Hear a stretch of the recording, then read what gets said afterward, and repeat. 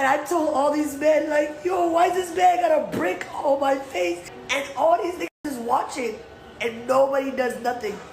And he hits me in my face, and then they're all just watching. And they let that nigga get in the car. How is this okay? This is what y'all doing to women? So by now, you've probably heard of the Brickgate incident. The internet has been in an uproar about a young lady who was attacked by a man who allegedly didn't like her rejection, and then he hit her in the face with a brick.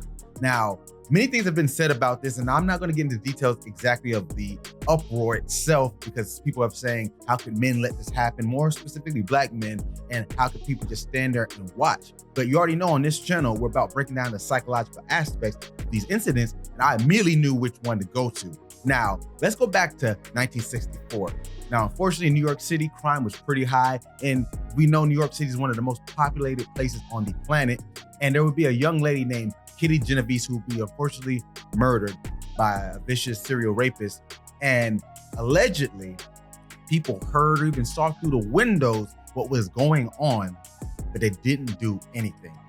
So this arose the question is like, why didn't anyone call for help or go up there and help her? And this was born the bystander effect. Now, the details of Kitty Genovese and her tragic end have been disputed of if people actually saw it directly happening or heard it.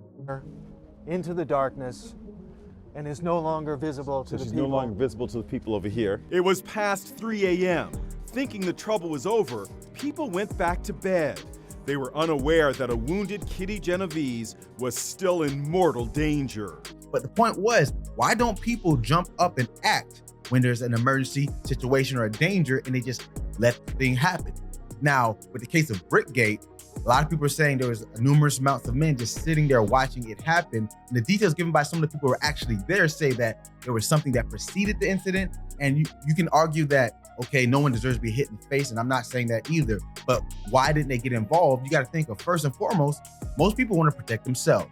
Now, the argument of men need to step up because that's a men's role, whole other topic with gender roles, and I could argue it's interesting how that really goes when it comes to violence and men helping. But the point is, why didn't they do anything? So with the bystander effect, the simplest way to put it is they just assume that another person will help. Simply put, oh, if I'm standing there, oh, someone else will jump in. And then the next person thinks, well, someone else will jump in, and that just keeps going until no one jumps in and no one gets help. And depending on severity of the emergency, this can affect it too, because there's levels to it. Because your brain actually has to go through a process of, one, what's going on? What am I seeing happening? It has to make sense of whose side is wrong or right, and make that decision is going to be the first step. Now, once you signify, okay, that person being attacked or approached or in danger, or is the one that's being wronged, that's the one who needs help. Now, after that, next step is, can I myself do anything physically? Now, that could play a part to it, because if you're standing in a crowd of 5 to 10 people and you're 5'2", but you see a guy next to you who's 6'6", you're probably gonna assume, well, if anyone's gonna step up and help with physical power and strength, it's probably gonna be that guy.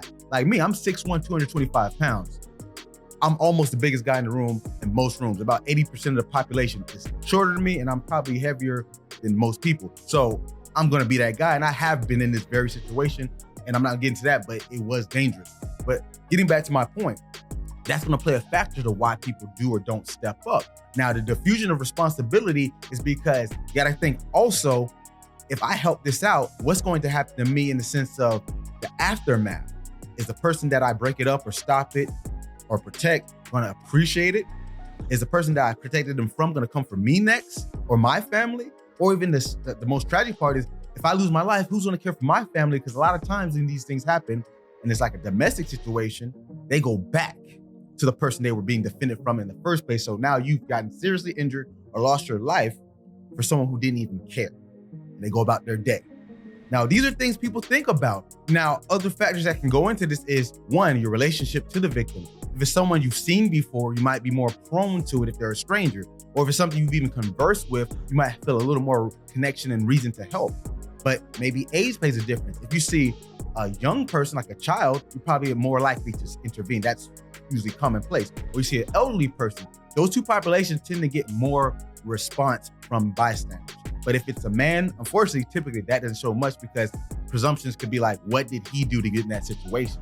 Women kind of get a little more leeway too, but in the case of the brick, that didn't happen. Now, getting to people saying that she had previous interactions with men that kind of said, hey, this is how she acts. And some people say, well, if you act that way, these are the results. So going to the bystanders who were actually there and saw it, maybe they said, well, it sucks that it happened and I don't know what to do. But honestly, I don't think this is my place. And I take it as, if I put myself in danger for a person who has this capabilities to even lead to this, maybe I should leave it alone. This is not my place. And it looks like their judgment is already messed up. So why would I put my good judgment and well-being on the line?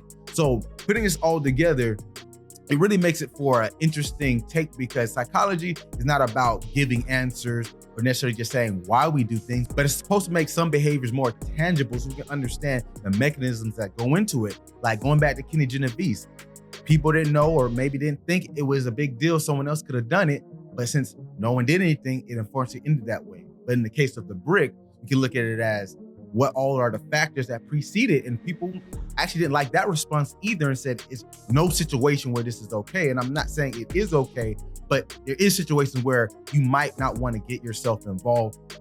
Now, does it say that men shouldn't step up? Sure. Like I said, I've been in these situations and I've done it and I've put myself in harm's way for a stranger.